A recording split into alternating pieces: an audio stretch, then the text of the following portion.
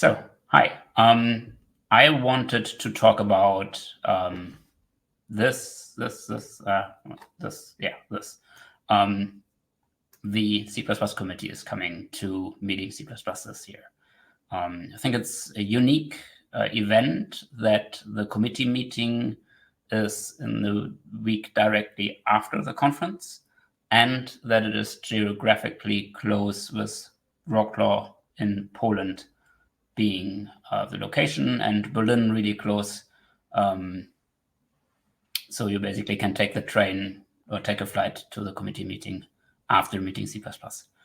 And so we have at the conference a lot of folks speaking about C++, and we have for attendees a huge chance that they can speak to a lot of the folks which are part of the committee and then traveling to Berlin, which otherwise often would not be at the conference, or you can actually talk about their papers which have been published and have interesting conversations about stuff which is in flight right now for C++ 26, which I think is a really interesting opportunity. And so let's have a look about what is actually happening. Quick word on the keynotes. I'm going to skip a bit over the keynotes. The keynotes this year are all people which have a relation to the committee, but all three keynote speakers from the first one, except Titus is not in the committee anymore, but he has been, and he has a lot of experience with the committee, and he basically also has a lot of management experience with Google, and now works for a different company, Adobe. And so I chose him as a keynote speaker because he has experience with the committee, but also in other fields and has other views on things maybe. And the others are well-known committee members for many years. Herb Sutter is coming, speaking about plans for the future, for the next decade for C++. Peter Sommerlath is going to give a little bit of a structural talk on how we should learn things and not forget things. And Hannah is going to talk about standardization efforts and constant expression, if I remember that correctly. But we'll see at the conference. But anyways, I wanted to talk about what are actually the committee members speaking and giving talks about, and not keynotes, in Berlin. So we get started with Andreas FK, who gives a talk about fast and small C++ focused on efficiency. And this is a talk not only for embedded, but also for many other things. And he promises to show you some C++ 23 improvement for lambdas, which he probably does with his website, where you can see like lambdas in action. And this talk is a very interesting talk. Actually, we did an interview with him a few weeks ago, and he wants to basically show how is the small and fast things in C++ are there. And also you can see he has written some books. So let's move on. This week I actually did an interview with Daniella Angard, and we talked a bit about her talk, which actually was a keynote in a different conference.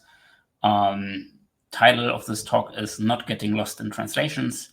And basically she will speak a lot about structure in translation, be it language translation, be it translations in source code, all kinds of things which translations are, So there's a lot of things and a lot of angles on this, and this is a very interesting talk.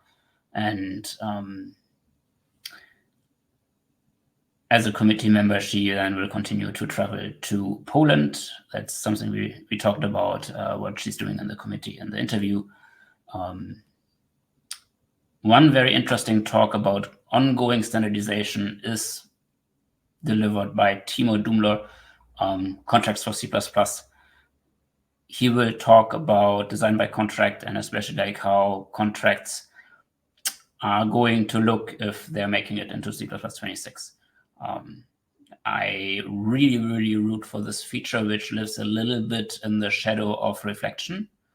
But I think it's really important, especially for the safety concerns, which are becoming more and more important, that we have something like contracts to make our code better and more secure. So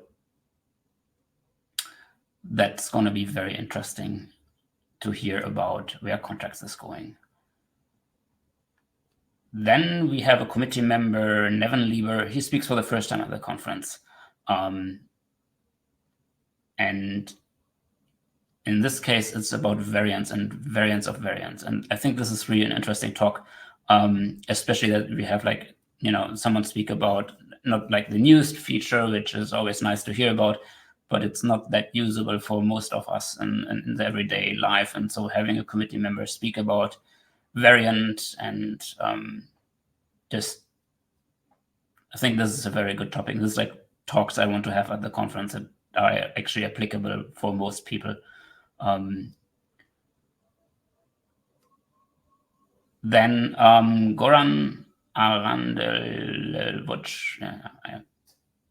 sorry for butchering your names sometimes.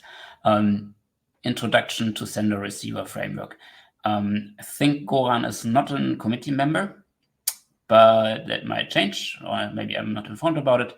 But I didn't want to skip over this talk because Sender-Receiver is really, really interesting, and is going to be a part of 26. It's already voted in with SCD execution, and going to be one of the big features in 26, which probably is then also hopefully supported in most of the compilers, because it's not a language feature, it's a library feature. We have Bryce talking about the C++ execution model. I think it's also something which is really important to understand for C++ programmers, and someone from the committee speaking about this important feature of C++ is really a great addition to the program. And Bryce also had a second very popular talk, which may or may not make it to the program if we have to replace some talks. So a few speakers have like a second or third talk, which I can pull in the program if we need to replace someone. Portable floating point calculations is something where Guy Davidson will speak about. Guy has been involved in the committee with a lot of the 2D proposals, and the things which evolved from that, which has been mostly going into standardizing the math which you need for 2D, and adding the math, because the math is actually really useful for a lot of things and a lot of people. And so here Guy will talk about portable floating point calculations, and I think he also has a paper about floating point calculations in flight. Very interesting talk. And here we have the most popular talk in the voting this year about modules getting started today, with module support in CMake, and most of the 3 compilers being now ready to have module support in the newest version. It's worth having a look at that, and I think that listen, at the conference the time frame is right to have people become informed about what they need to know about modules and what they need to know about getting started, especially. And so this will be a very, very interesting talk. And I think we slowly will now see the beginning shift from C++ 17 to C++ 20 becoming the new implementation language of a lot of people, which are then able to switch to C++ 20, because most implementations are now there, and then these compilers usually need to age a little bit. That is, it's like, geez. and then it finds its way into the industry after a few years. The survey has given some insights about that. Another problem we have as a standard is that we often now try to cook our own libraries in the standard, and we should again change that. And the BMEN project, bringing standard libraries to the next level, I think aims a little bit at that. What Boost used to be, and Boost still also plays in this a little bit of a role, And so this is about a new effort for the standard and a new community taking shape. And David Senkel is speaking about that. Very interesting talk, also very community-focused talk, fits very well with Meeting C++. Thank you, David, for submitting this interesting talk. Then we have Jonathan Müller, which I'm very happy to have back at the conference as a speaker. He has given many talks, and he's for some time now also part of the committee. And he works for ThinkCell, which I should mention is one of the big sponsors of the German part of the committee. So he will be talking about an incomplete guide to C++ object lifetimes, which I think is also something which we should talk about, and how undefined behavior plays into that and other things. So there's going to be an interesting talk, which rightfully is in the main track so that everyone can view it. Then we have Yana Mahova, which spoke last year for the first time, and now she speaks again on parallelism, and she'll tell us some stories from the parallel universe this time. Her talk last year was very successful, and I'm very happy to know that she actually now joins the committee, and then also will probably travel on to Poland. And so it will be interesting to see what an update on parallelism for the standard looks like, and what she will be talking about, which stories will she tell us. We do have a talk about security, which comes kind of from the background with Apple. Louis Dion and Konstantin Varlamov will speak about hardening techniques from the trenches, how they apply certain patches and techniques to Clang to further harden their code in production, which seems to be very interesting. Then we have someone who likes to often to give a bit of a mirror to the committee. Nikolai Yusotis will speak about C++ concepts, what you should know and how to use them right this year. He also gives 2 trainings about generic programming and with C++ templates. Auto is the first one, which you can see here. And then the next day is a concept ranges and views training. And you can also combine those 2 days. And these trainings will be after the conference. And on the conference, he will speak about concepts and give an introduction into what do you need to know to get concepts become ready in your code. And that's a very interesting topic. And again, C++ 20 becomes now really, really available to more and more people, and that makes a lot of sense to give a talk like that. So thank you for that contribution. And then we have a talk on C++ reflection, which will be really interesting because the next week we'll be having the committee meeting, and David Olson from NVIDIA will basically show us what the current stand for reflection is. And we saw a little bit about the ongoing efforts about that on CPPCon. And I'm not sure if he's rather choosing to talk on what is in flight and for 26, or also focus on what is in planning after 26. I think it's a very interesting time to see that, and that we add completely new abilities to the language, this introspection, and this will power a lot of things. Not only reflection, also pattern matching will definitely be something of great value in this. And then again, we have all those people who have been or still are in the committee. Keynote, I choose speakers. I do not choose topics. So they've chosen their things they want to say and speak about. But I do want to pick out Herb's keynote, which is the 4th keynote, the special keynote this year. And it's quite exciting to have Herb at the conference.